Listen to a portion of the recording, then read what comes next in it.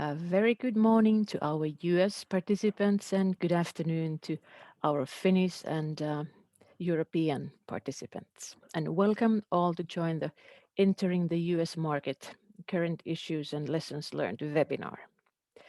My name is Anne Valtakari and I'm from Business Tampere and I'm acting as a technical moderator in this webinar. And during the whole event, you can write your questions to chat and they will be answered in the Q&A part at the end. And just to let you know that this webinar is also recorded and the recording will be available latest tomorrow in the Business Tampere YouTube channel. So without further delay, the opening words of this webinar will be presented by Mäki Keskinen from Business Tampere. So please, Mäki. Good afternoon, everyone. Welcome on behalf of Business Tampere to our webinar today about entering the US market. We organized this webinar because we have lots of client companies and partners who are very interested in entering the US market. And of course, also, as we know, a lot of things have been going on in the US lately and in the world. And today we'll hear some insights on what's going on and how companies can prepare and what kind of tools and tips you can use in entering the market. It's not an easy task, but fortunately it's not impossible, as we'll hear later today in our company presentations. As Anne mentioned, please, if you have any questions, write them in the chat box. We'll be having a Q&A session in the end of the program where we'll select some questions to be answered by our speakers. But also you may get some answers already during the webinar from the speakers. So it's a live and interactive chat box, hopefully, throughout the program. That's all for us. Welcome again, and please enjoy the program. And I dare to say that many of our speakers are super interesting today, and we'll hear lots of interesting insight. So enjoy.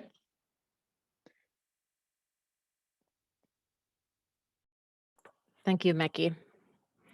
So our next speaker is Antti Niemelä from the Embassy of Finland in Washington, D.C. And Antti's topic is fragmented world, how it affects doing business globally and in the US. So please, Antti. Yeah, good morning, everyone from Washington, D.C. It's a nice spring here for last few days. You know, it has been kind of Finnish summer when people start to say that it's too hot already. Could it be a little bit cooler? So very nice Washington spring here. I'm delighted to be here talking to businesses from Tampere. Of course, I'm graduate from University of Tampere, so pity that I cannot be there in person, but of course, virtual tools offer excellent opportunity to speak from long distance. Like introduce, I like to start usually my presentations from a satellite view, and then I try to move during the presentation to airplane height, which I have now learned that in US calculation that's about 30,000 feet or 10,000 meters. So next, please. So I usually start by showing a map. That's because in Finland and also in US, at school we have kind of been brainwashed that the world is an Atlantic-centric when it's put on a flat map. But that's not the reality. This map showcases the world Indo-Pacific-centric or Australia-centric. I used to live in Australia before. And that's really the current reality. And of course, that reality also affects how we do business and conduct our international matters. There are three major shifts going on in the world at the moment. There is a geopolitical shift, which refers to the change from one hegemon US to dual power world, the rise of China in politics. There is geo-economic shift, which means that the economic center of the world has been moving back to southeast last decades, and that shift is basically accelerating. And there is technology revolution, and this time we talk about real revolution. Artificial intelligence and other new emerging technologies truly will change the way how not only business is conducted, but how societies operate and how politics are done in international space.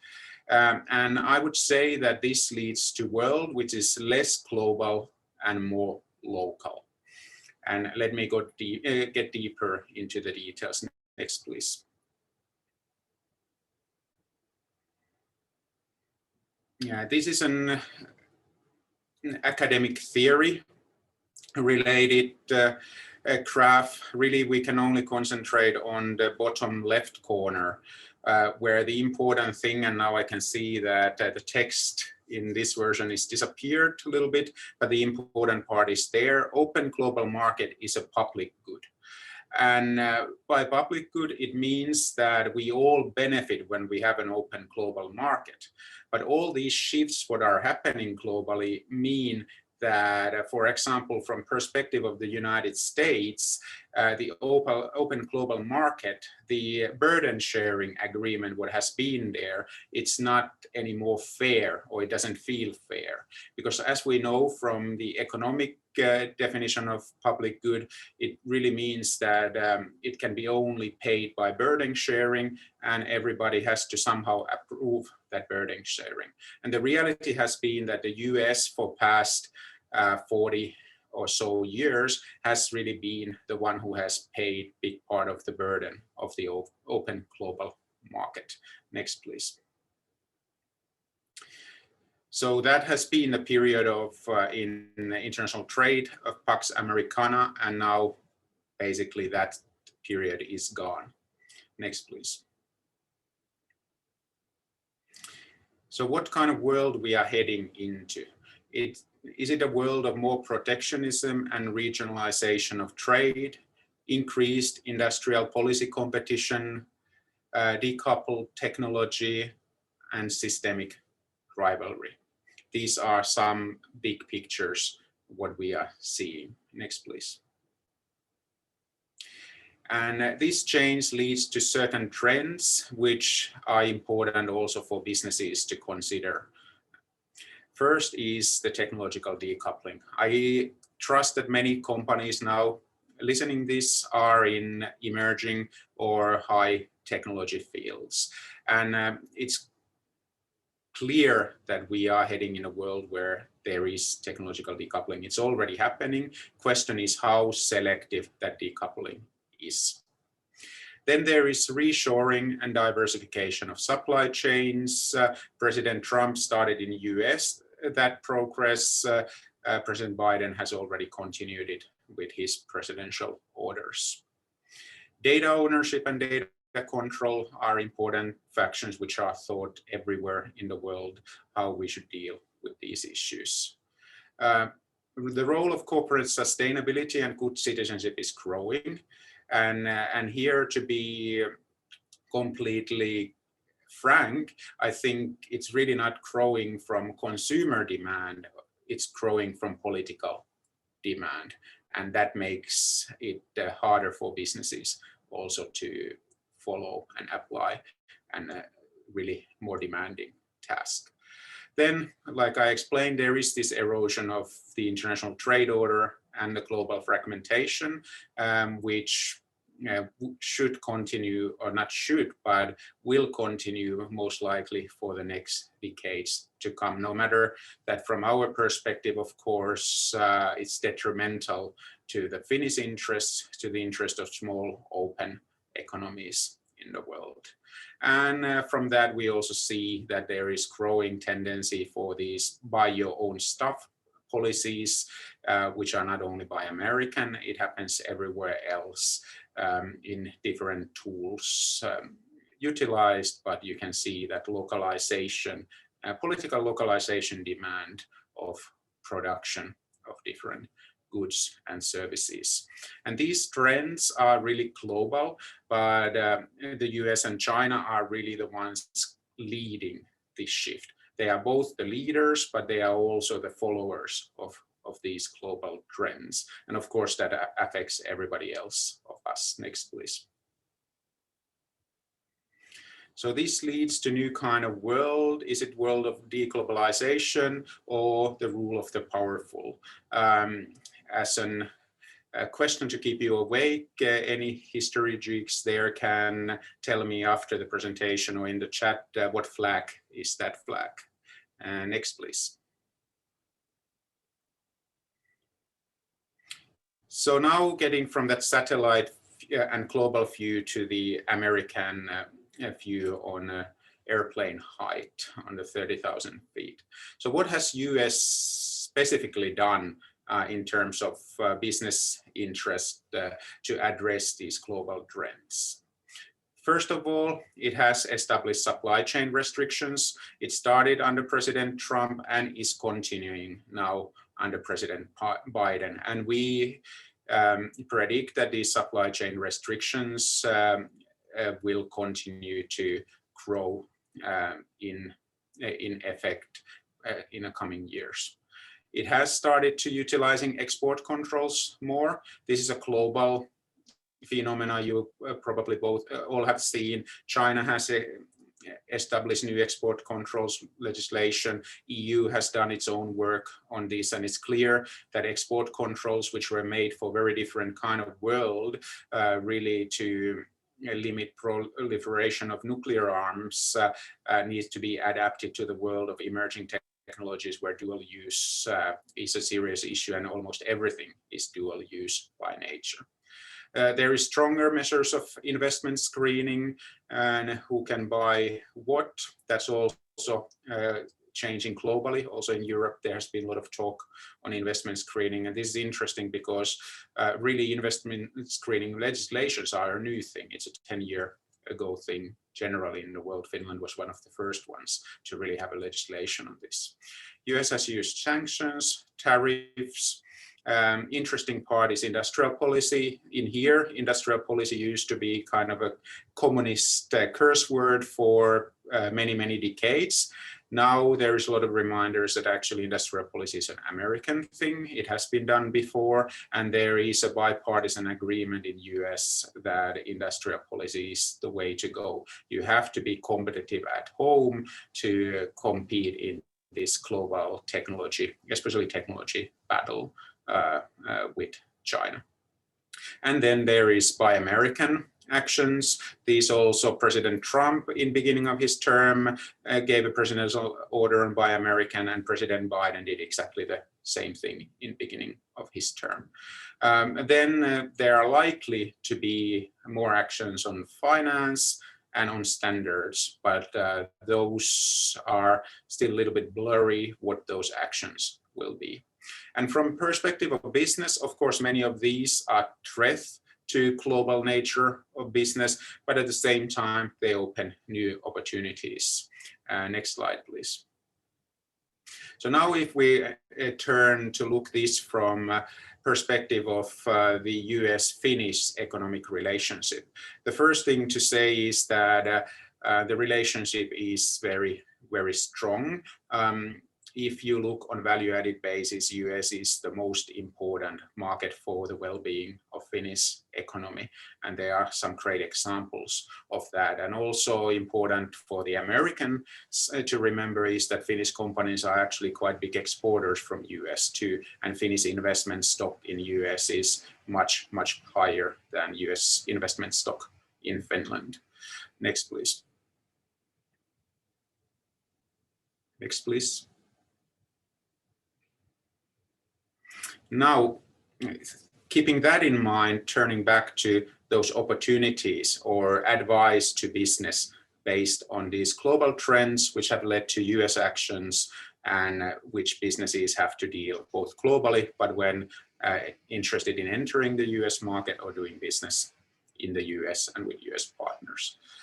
First one on the supply chain, and especially this applies if you are in technology business.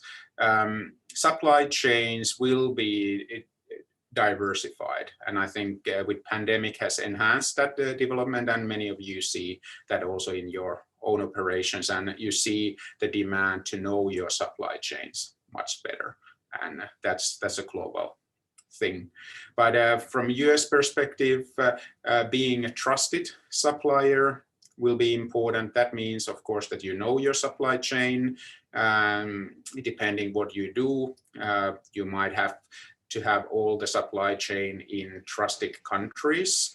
That should open new business opportunities, because reality is that in certain technologies, at least, we don't know what the limits of those technologies will be. It will be impossible in few years' time to serve both Chinese and American market from the same supply chain. You will have that diversification. With regards to export controls, and this should be quite clear in certain way, that don't sell to immoral actors anywhere in the world that will damage your business opportunities everywhere else. Of course, with the widening export controls and those applying across the borders, it has become more and more difficult. So the basic message in here is that think to whom you sell. It really might make a big difference in your business in the future, and sometimes that's a difficult business decision, of course. For investment, obviously, also this sounds like an easy deal, take only trustworthy money, but it's harder in the modern world to know which money is considered trustworthy in 5 years' time. But definitely where you would take money from has an impact on where you can do business in the future. And especially this is again evident in technology or other critical industries, but the number of critical industries is also rising in the connected world. I don't want to say much about sanctions and tariffs because those are more of government matters. Industrial policy is an interesting beast. It works in many different ways. What we try to encourage a lot is joint R&D, because industrial policy in here and hopefully in most of the world will be about making innovations more possible, enhancing innovation. We know now quite well that the government has capability of enhancing innovation by investing wisely on research capacities in the country, and they're working together. There is always possibility to benefit from that government investment, and at the same time open possibilities to enter markets with that collaboration and cooperation. The Buy American, you come back to the global trend of need to be good corporate citizen. And this goes far beyond the original American definition of corporate social responsibility. It goes beyond the corporate sustainability understanding, which is now prevalent in Europe. It really goes at the bottom and definition of jobs created in different localities and how that affects those localities, and that start to be key factor. And we encourage every company to have a good story on how they are good corporate citizen, whichever market they operate. Especially is important here in the US. For finance, there might be possibilities for joint finance. That's something to explore. And on standards, first thing, an important thing is that there is clear need for also Finnish companies to be more active in the standardization bodies. Internationally, standardization has become part of the geopolitical and geoeconomics struggles. So it's an important part of action. And of course, exploring what kind of cooperation there can be in standards is important, because like I said, we foresee that there is certain level of decoupling of technology, which basically means a separation or deviation of standards in different parts of the world, which of course makes business more difficult. We all remember the times, or most of us remember the times when mobile phones didn't work everywhere in the world because you had two different technological standards, and that's a world in certain technologies where it seems we are heading. So then cooperation on standards becomes more and more important. That's really all what I wanted to say. Thank you very much for your attention, and I'm really happy to answer any questions what you might have.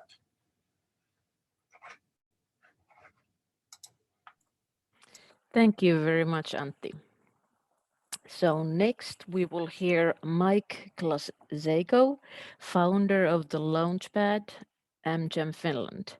And Mike's topic is entering the US market is easier than you think. So please, Mike. Okay. I'll stop sharing and you can start. Okay.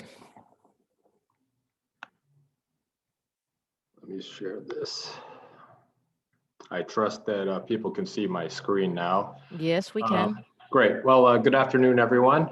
Again, my name is Mike Klasiko. I'm actually calling in from Helsinki, Finland, which is where I am now living. As mentioned, I'm the founder and director of the Launchpad USA program, which is a program we run at AmCham Finland. A little bit about AmCham Finland. AmCham Finland is we're a nonprofit, non-governmental business organization that we run here in Helsinki. We represent a little over 200 multinational companies. I run the side of the business for us where we help Finnish companies bring their business and scale their business in the US market. A little bit about Launchpad. Again, we're a market. Sorry, Mike. Yes. I'm interrupting you. Actually, we're in your presenter mode now on the screen. Uh-huh.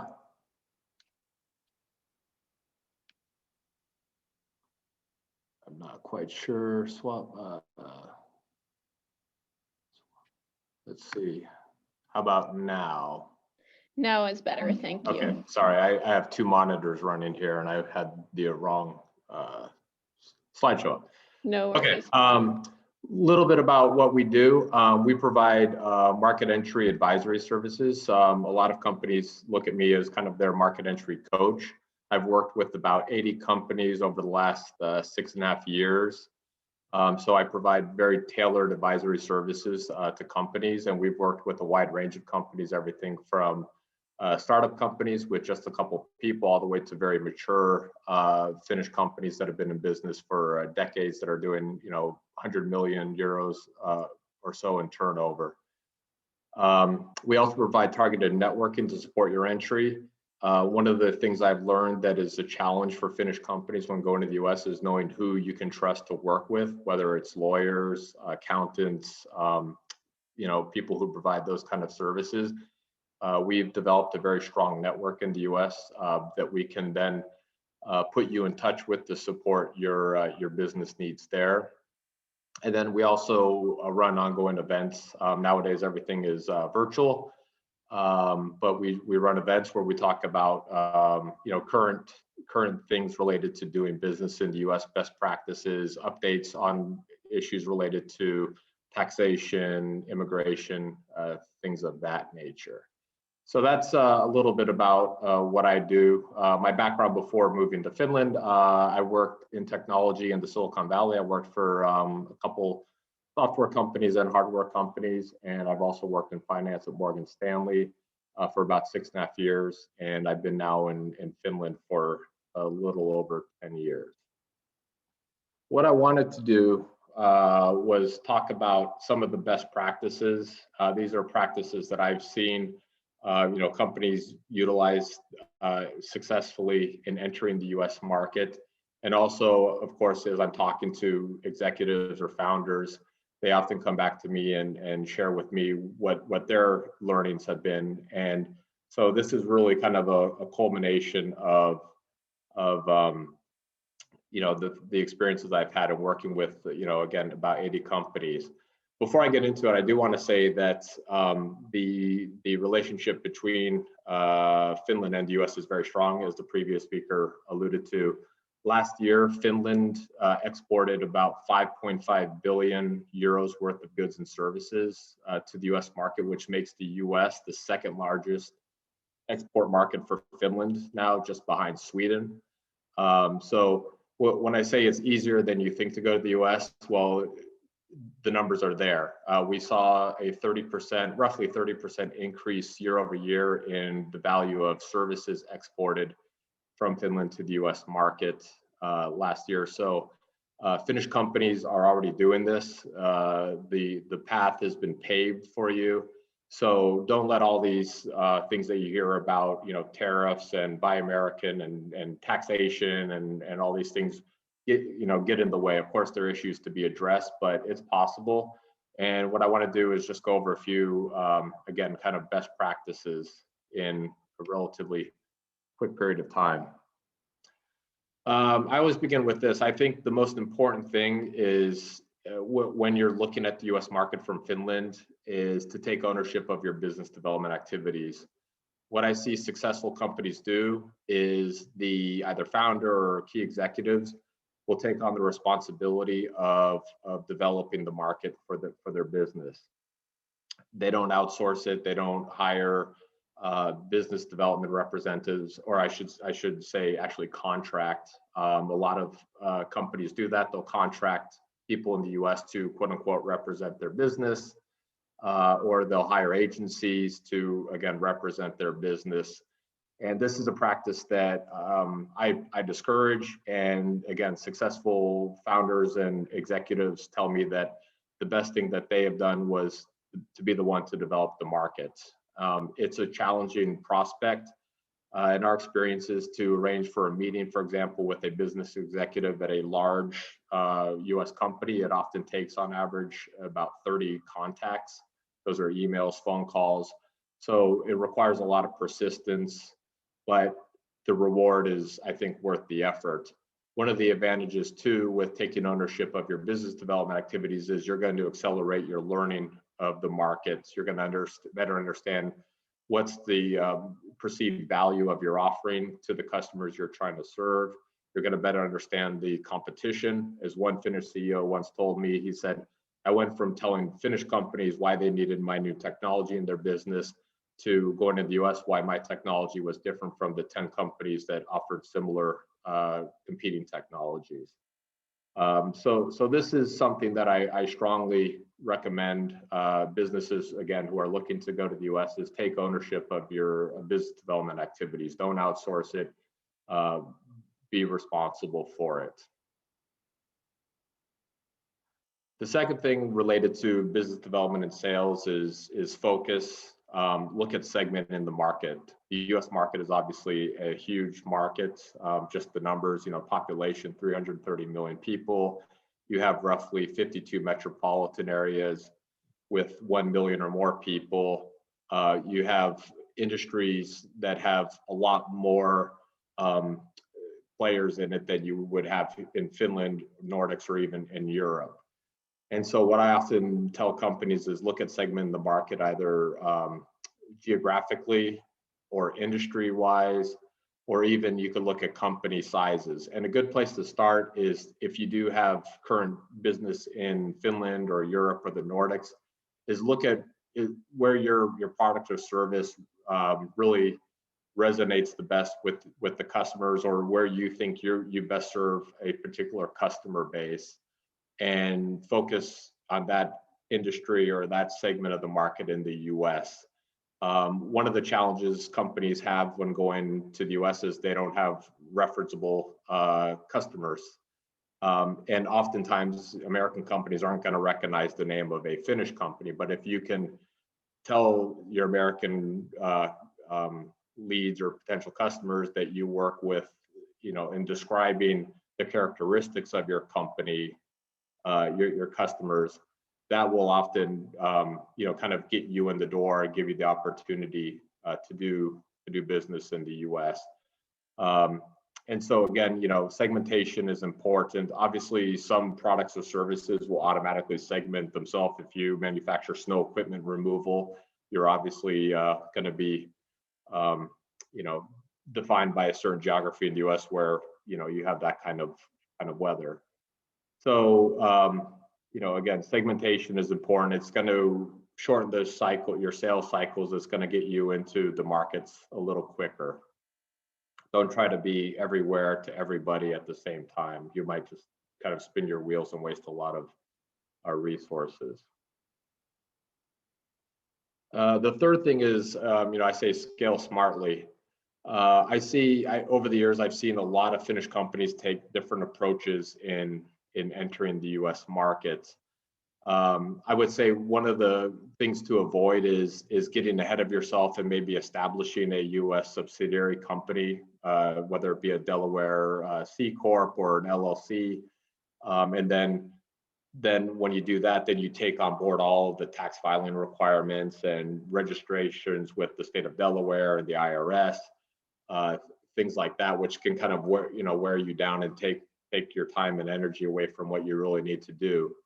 So again, you can develop your business from Finland. A quick story about a company we worked with recently, a company from Seinäjoki, 2 women. Company is Finero, and the former CEO Tarja Keen, she would basically send LinkedIn messages to the company that she was trying to sell her products into. They manufacture and design accessories for dogs. And so she found Chewy.com, which is the largest online pet retailer in the world. And she sent messages to every single person that she could find on LinkedIn at Chewy.com. And she actually got a response from a warehouse manager in Florida. And that person responded because he had been to Finland and had known Finland and put her in touch with the buyer. Long story short, Finero now has their products in Chewy.com, and now they're in Walmart and growing quite well in the USA. Tarja and her team did that without setting up a US subsidiary, without having to go to the US. But if and when business travel resumes, and I'll talk about that towards the end when I talk about updates from the US, there are ways to go and develop the market. There's ESTA. Finns are eligible for ESTA, or the Visa Waiver Program. That allows you as a business executive or owner to go to the US market, to establish your operations there, to meet potential customers, to set up your operations. And so that's something that you can do.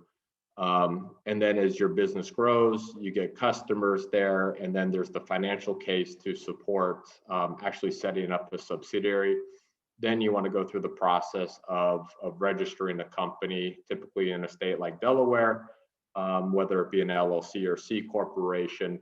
And then once you establish your US subsidiary, that will enable you to invoice from the US, set up insurances in the US, and really can de-risk your Finnish business from your US business activities. That's important, I know, for a lot of Finnish business executives and entrepreneurs, is they hear the horror stories about doing business in the US, about being sued. And having a US company will basically create that buffer and reduce your risks. I don't want to say eliminate, but greatly reduce your risk of lawsuit to your Finnish company. But those are all things, the incorporation and the insurances, that I tell companies, don't do it early. Setting those things up can be done in a matter of weeks. Do it once you have customers, that there's a market for your product and service, and you see a potential or the opportunity to really scale up your business. So don't do that too early. Utilize ESTA, B visas, go to the US, meet customers, get customers, then look at setting up your subsidiary and going from there. Number 4.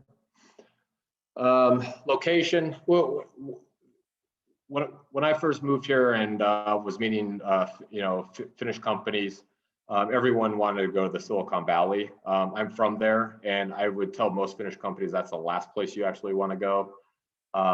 Super expensive, hyper competitive.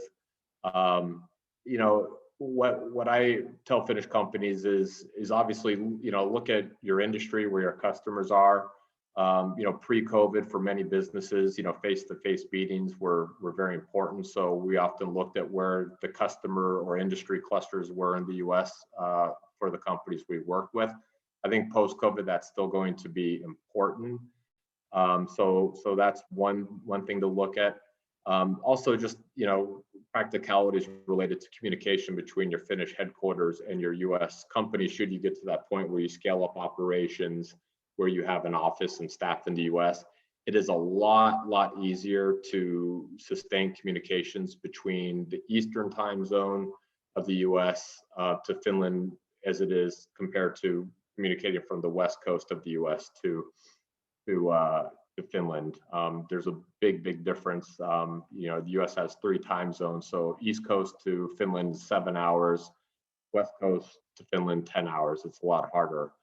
Also, another thing to think about, if your U.S. office locations, one of its primary purposes is customer support. It's a lot easier to manage customer supports in the U.S. if you have customers across the country from the East Coast to the West Coast. Just again, given the time zones, it's easier to have your team operating on the East Coast. They can start their days later, they might work later in the day, but it's a lot easier than being on the West Coast. Also, another thing to think about too are your operating costs. There are huge, I would say, disparities or differences in operating costs in the U.S. I looked at some numbers a few days ago. To hire a kind of a senior executive in the area of sales or business development, somebody with about 5 years experience in a city like Atlanta, which is a great city to do business, and we see more Finnish companies going to, their base salary will start around $240,000. That's kind of the median salary. Where if you go up to New York, the same person, same job description, the salary is going to be about $310,000, $320,000. Those are just 2 examples, and real estate prices are quite different. So think about also, in addition to where your customers are and the communications, think about operating costs and what your budget is for going to the U.S. I'm not quite sure how I'm doing on time here. You're so fine. kind of related. Sorry. You're fine. Don't worry. All right.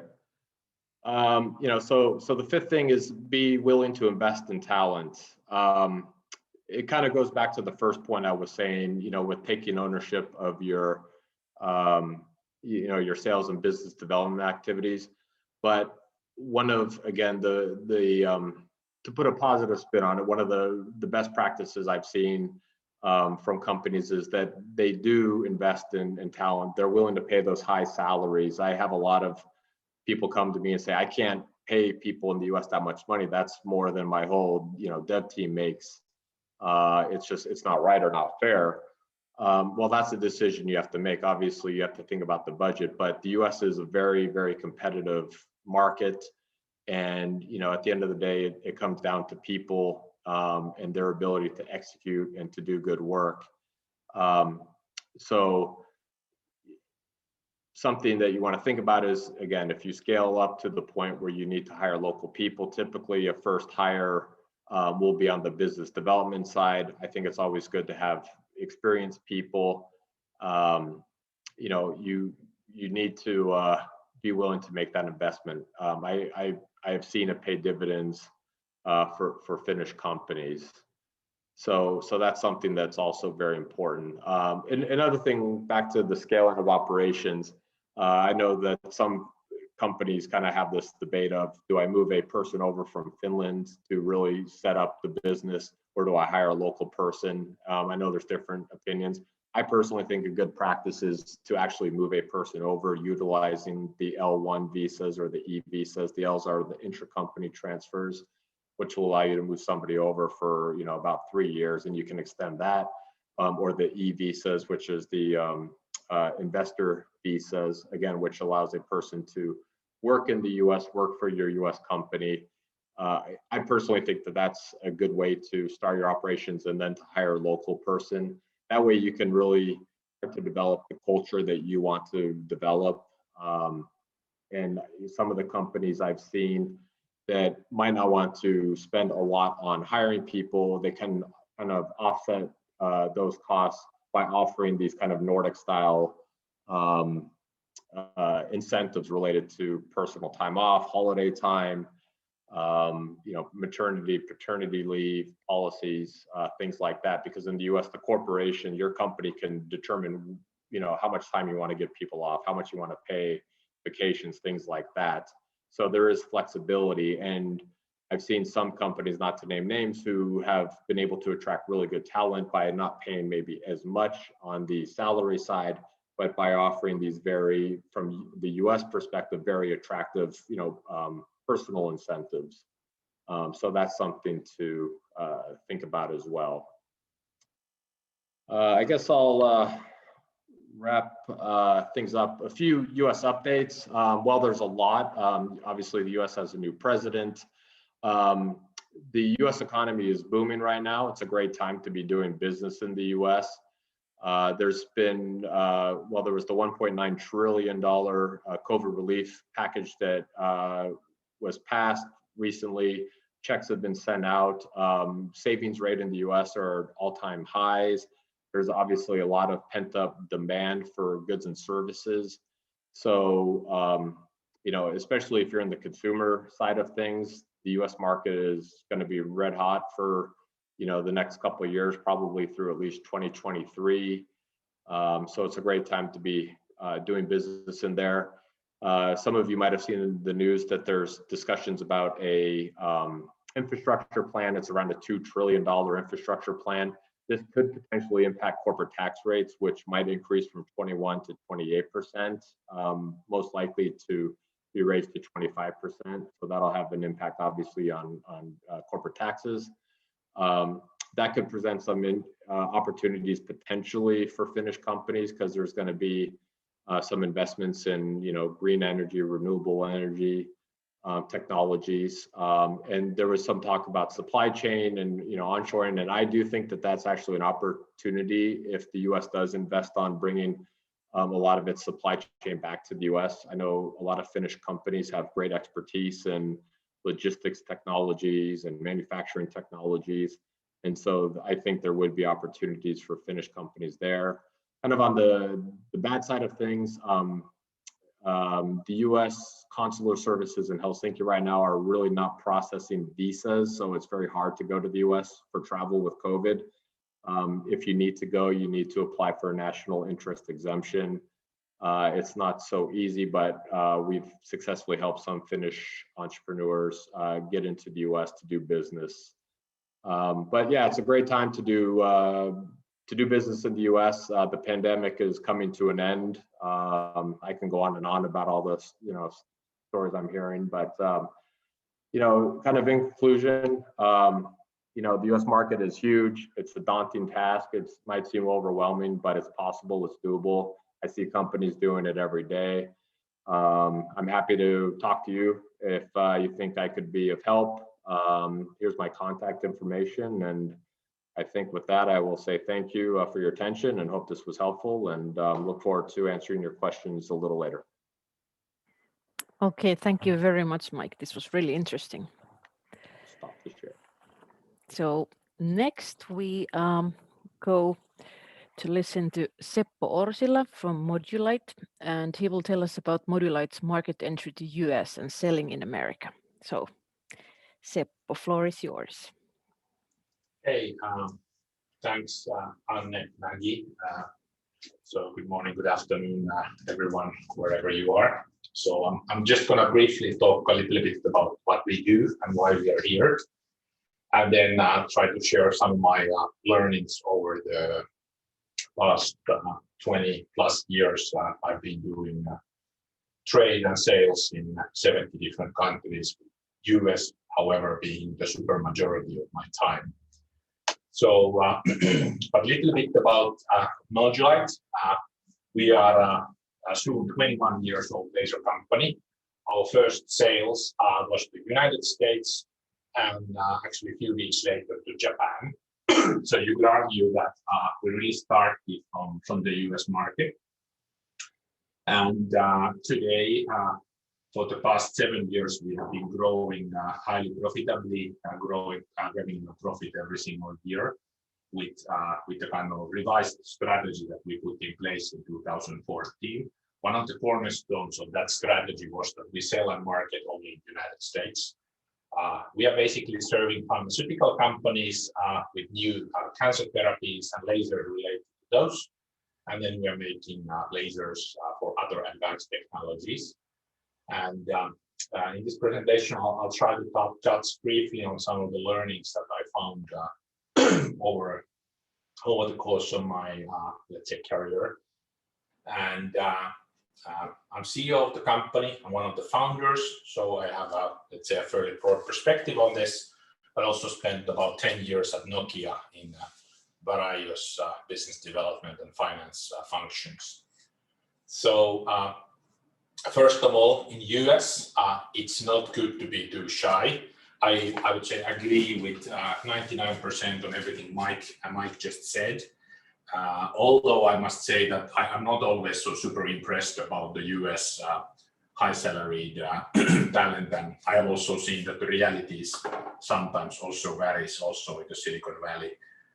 Most of my experience in US is from the Silicon Valley, Orange County, New York, New Jersey area, but been to 25 other states as well. So first of all, you really don't want to be too humble, too modest, and things like big relationships, etc. They are important, and they really help you to pave the way for your business. For example, a couple of years ago, a company called Bausch & Lomb decided to make a press release to New York Stock Exchange where they are listed. They're about the size of Nokia. That's for maybe the Finnish audience. When we made a partnership with them and we became their exclusive laser supplier, these are the kinds of things that really help you to open the doors. And another thing that was really a lucky shot to us a few years back, President Biden was still at that time a vice president, but he was the proponent of President Obama's personalized medicine and cancer moonshot projects, which were announced in Obama's kind of State of the Union speeches. And sorry, I have a little bit of background noise there.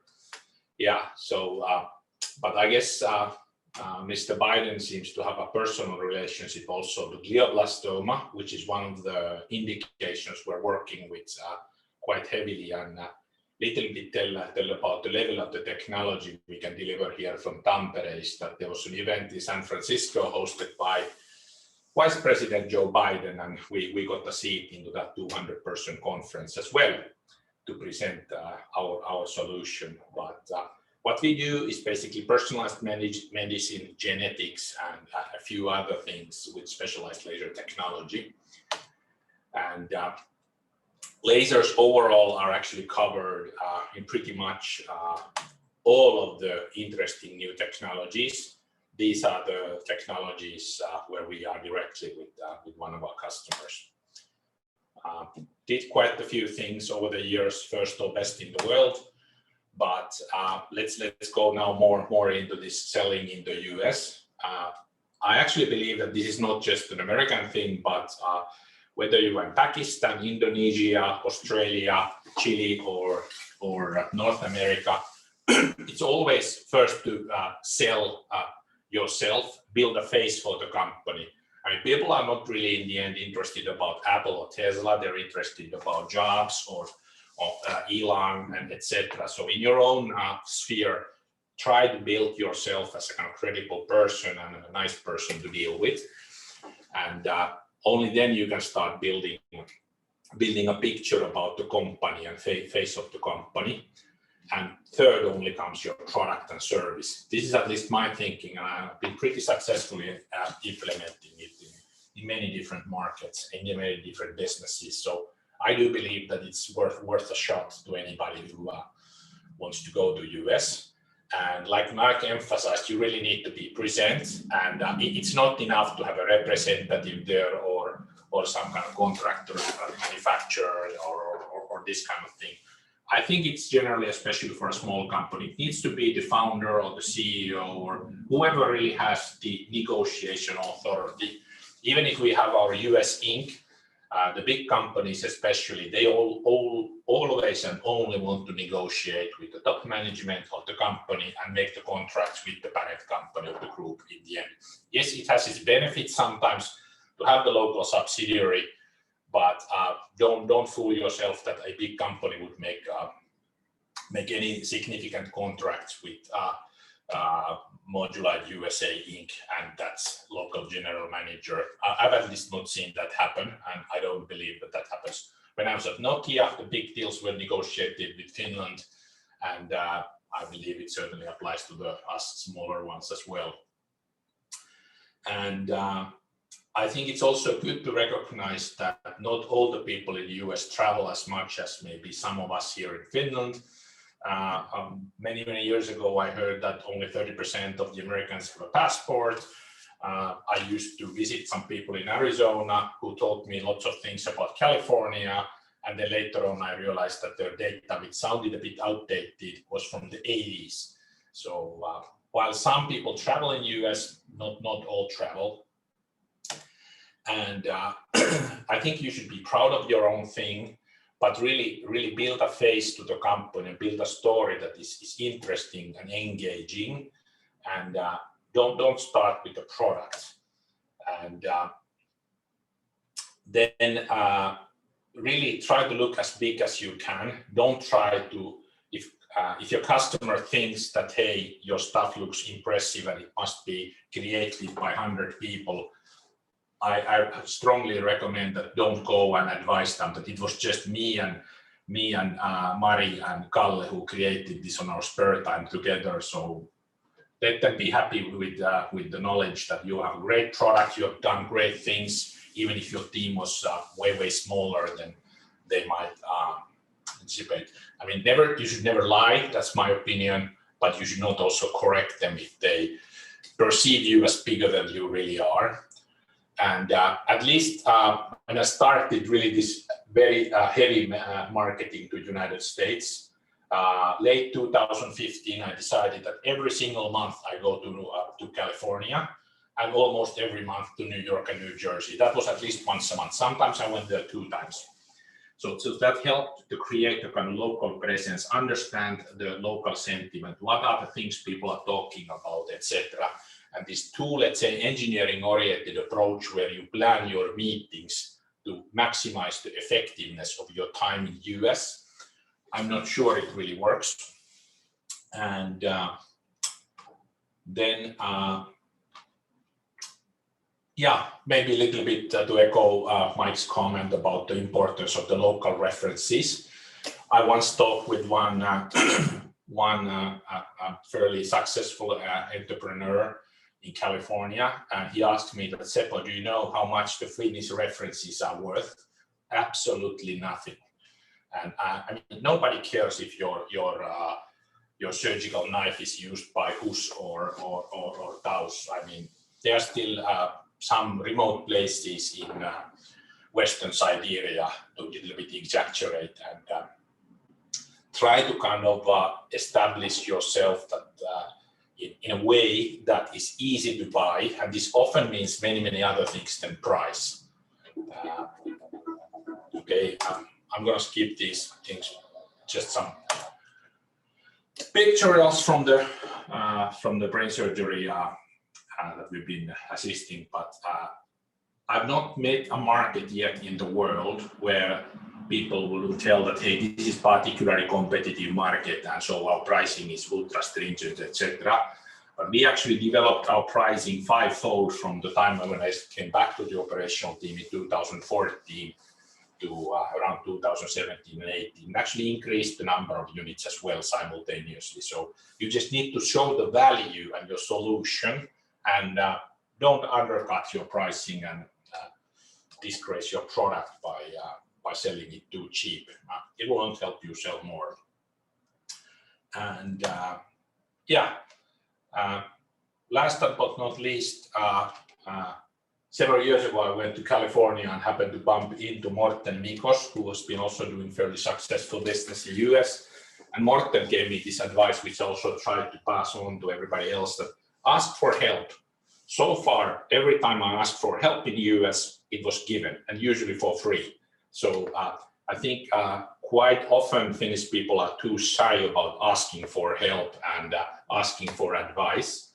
Especially in California, I see very, let's say, this kind of easygoing attitude where people want to help each other. If you have something great going on, people quite easily get excited about it and help you get forward. I mean, of course, they're not going to work for you for free for 24 months, but they might make you a connection or give you a hint what to look into, etc. So I highly recommend looking into advice. And I put here also my Twitter handle.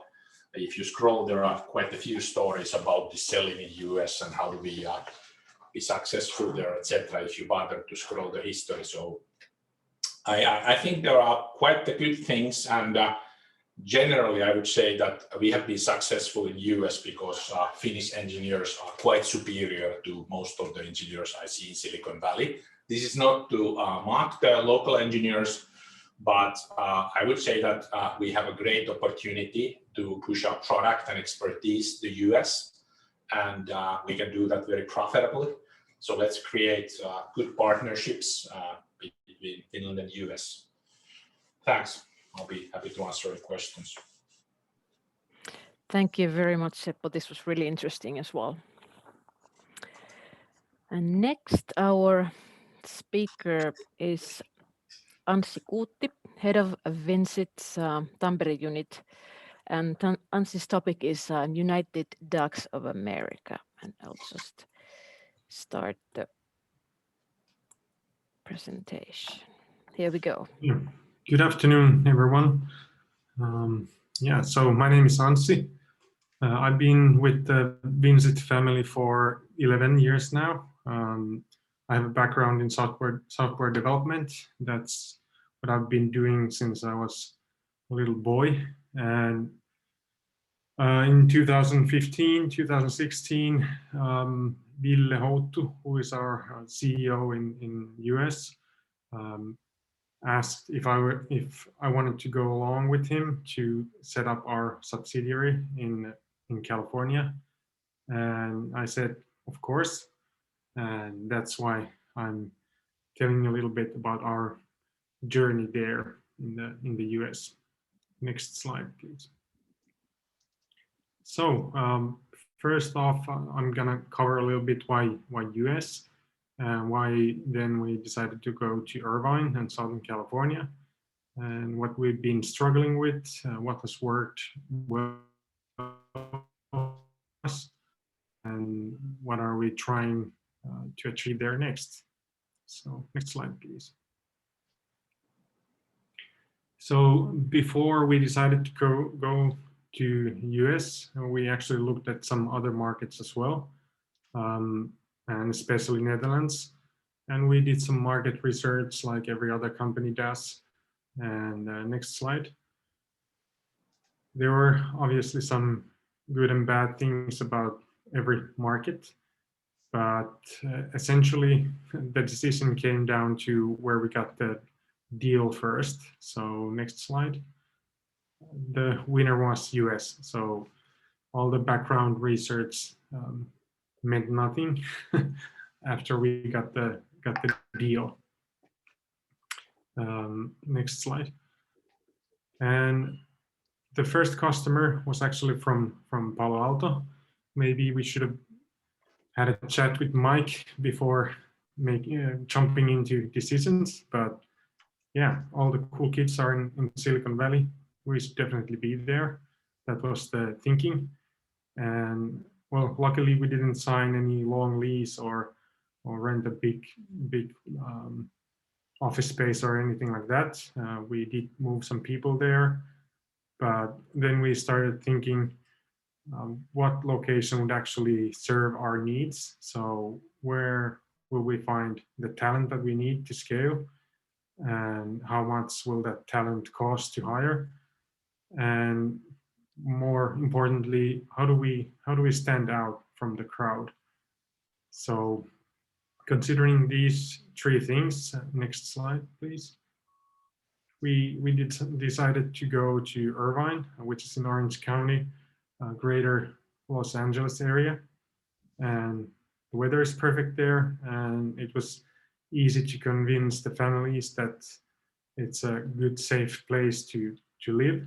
There are really good universities, which is important for us because we need the young talent. We need the young software developers and designers um, graduating from the universities.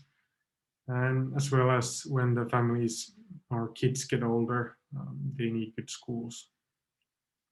And also in Orange County, it's a big economic area. So there are a lot of interesting companies to work with. And it's not too big of a region to build your brand and stand out. Next slide, please. So what did we struggle with? Next slide. Many of these things were mentioned in Mike's and Seppo's presentations as well.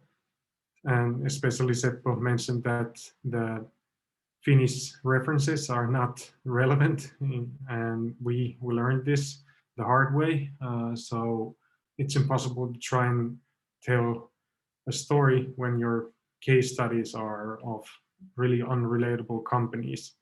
And we struggled with this a little bit in the beginning, and when we did have some bigger multinational clients as well, but they would not give us the permit to use them as a reference. So we had to use those case studies without the permission sometimes. And we also learned that cold calls or cold emails don't work, at least not anymore. Antti mentioned that you have to try 30 times. Maybe we gave up after 25 times or something.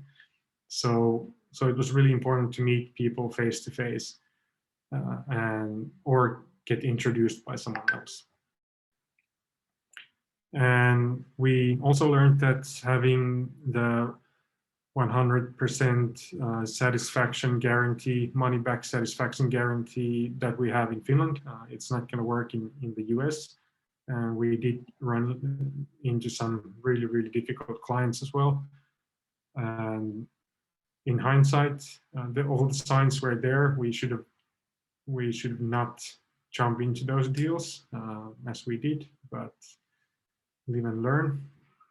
And I think most importantly, everyone should be mindful of their own well-being. So even if there's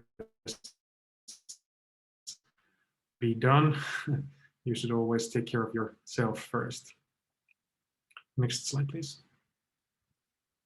Okay, so then on to what worked for us.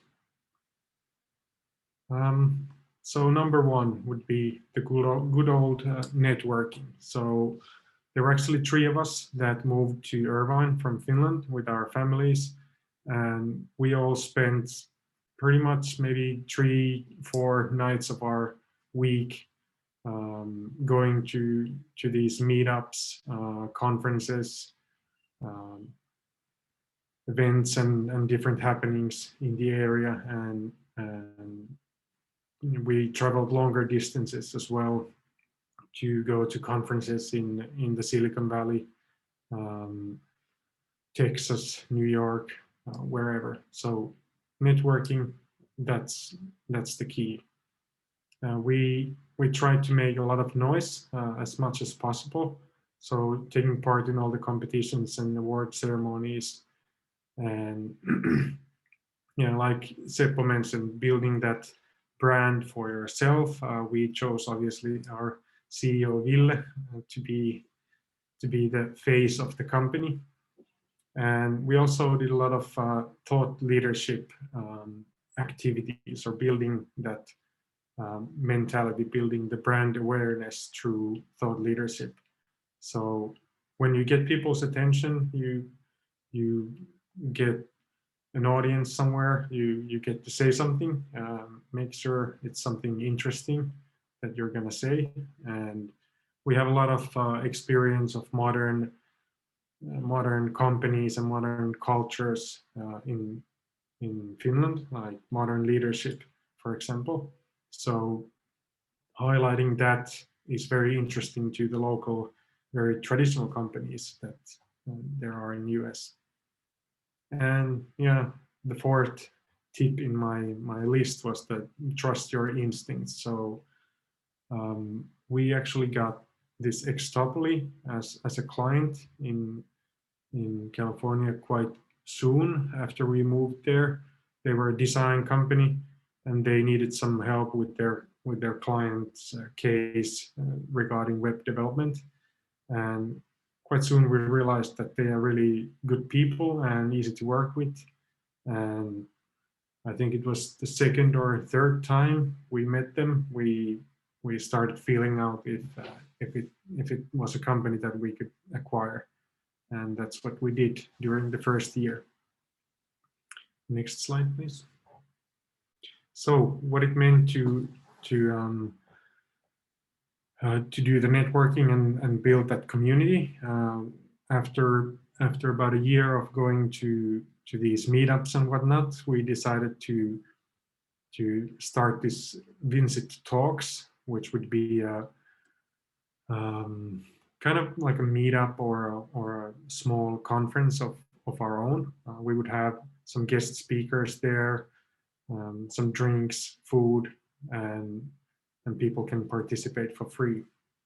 And this was a really successful platform. We got a lot of job applications, a lot of different contacts through this format, and we've been doing it ever since, and it's been growing and growing. Well, not now, obviously, but before COVID, it was going really well. Next slide. And then here are some pictures of Ville, the talking head. He was mostly talking about our company culture and what US-based companies could learn from that. But I spent a lot of time talking about ways to develop competence within your company, as well as different recruitment strategies and well, development in general and that kind of stuff. Next slide. And then the awards. We've done really well in Finland as well with all the award stuff, and no one is going to give you an award if you don't take part in a competition. So that's number one. Take a look at what competitions there are, what ways of the brand awareness for free or in a cheap way is there. Like, can you take part in some competition? And when you do that actively, there's going to be some wins as well. Next slide. And here are some more of awards that are projects that we've implemented, have already won in the US. Next slide. Okay, so what are we going to do next? These are our current locations in the US. Not all of these are actual office spaces. So for example, in Palo Alto right now, we have some clients there. We have some people working at our clients' premises, but we don't have an office of our own. Our headquarters is in Irvine. We have a bigger office in Phoenix. We just acquired a company called Vuria. I don't know how they pronounce it there. And we were actually moving into a bigger office there as well. And then we have a smaller office in Santa Monica, but all of these other locations are customers and teams working at customer premises. So what we're going to do in the future, we're going to continue this trend. We're going to get clients from different locations. And right now that's actually really easy. And if they want, then we'll try and set up some operations near them, if that's their preferred way of working. And we're gonna open up offices in more locations in the future. Next slide. And when it comes to the company structure, we started with a Delaware corporation, Vincent, California, and right now, next slide, we're actually setting up this structure of having these US subsidiaries as well. Was it Mike who mentioned? Yeah, it was Mike who mentioned that there are all these risks when you have a company and you might get sued or whatever. And we've already experienced some of these troubles in the US as well. So we're both mitigating the risks as well as it's a good way to scale. At least it works for us. And we're doing similar stuff in Europe as well. So I was rushing through my slides a bit, but we're still a little bit over. But I think that's it from my part. And I'll be happy to answer any questions you might have. Thank you, Anssi. This was really interesting as well. So now we have done all the presentations, and now I give the floor to Maggie, and she will raise the questions we have received in the chat. So Maggie, please. Thank you, Anne, and thank you so much for all of our speakers today. We heard many interesting stories and tips on what to do and what not to do. So we only have time for 2 questions, so I'll keep it short. First one is for Anssi from our audience, which is the following: how regionalized do you see the US market to be with the talents?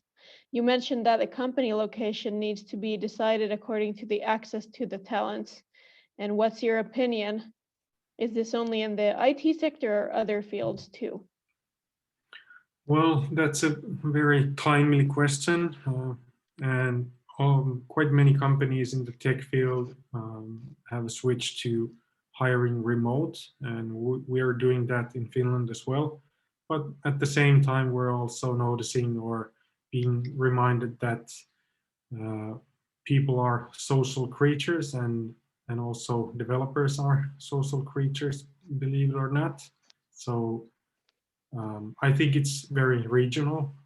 You want to be working in the same office, having fun with your colleagues, and that requires some social interaction as well. I could also comment actually that, if you allow, Maggie.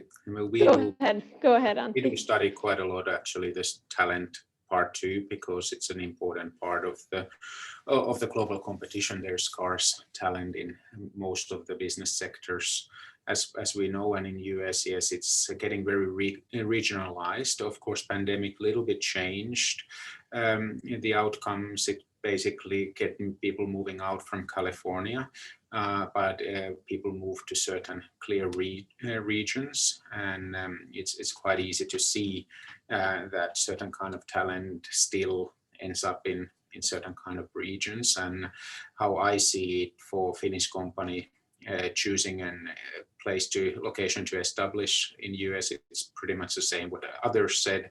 The choice can be done on 2 ways. That's your first customer's location, or the location where you can actually hire the people. And the location where you can hire the people, I think, has become more and more important. You see certain regions growing in talent. Boulder, Colorado has been one which has gained a lot lately. Miami is making a lot of noise, at least, that they are getting tech talent and other talent moving and to Florida, but it's really regionalized, and even more so than before. Thank you. Great answers. Final question, which I think sums up a lot of the discussion and the presentations that we've heard today. It sounds like entering the US market is all about dedication. It requires presence. It requires the presence of not only your company, but the decision makers, the top management. It requires investment, lots of dedication of time and other resources. This question goes over to Mike. So Mike, because you've been in contact helping so many companies, my question is it really like an all-in case? So do you have to, when you decide to go to the US, do you put all of your efforts there and try to make it, or how does that balance out when in this global world when many startups, for example, seem to be looking to conquer the entire world at the same time?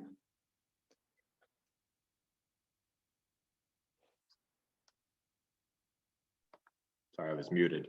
I mean, I would say it's an all-in scenario where you need everybody in the company, from the chairman of the board all the way down, I think, engaged and committed to the process.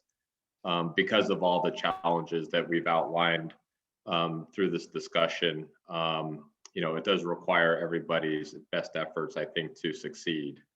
And that's the thing too. Often I hear companies say, "Oh, the U.S. is so hard, and it's just not working for us." But if you really kind of look at the actions that they've taken and the investment of time, especially, and money, the companies that just can't do it, it often comes down to they haven't really fully committed to the process. So if you really want to succeed, it is a huge undertaking. So you do have to go all in, I would say. Thank you, Mike. And it sounds like Seppo and Anssi, and their company stories are aligned with that. So they decided to take the leap, and now they're bearing the fruit. So some words of encouragement to everyone. I think we're running out of time now. I think we're actually 2 minutes past. So thank you very much for all of our participants and our speakers. And,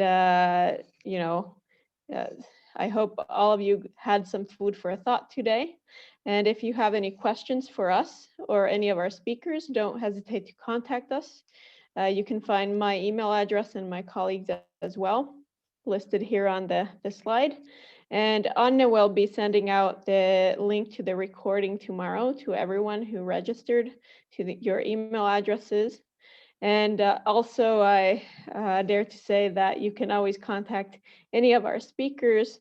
I'm sure they're ready to help you in their respective areas. So thank you so much, and see you next time in one of our webinars, or hopefully one day face-to-face again after this pandemic alleviates.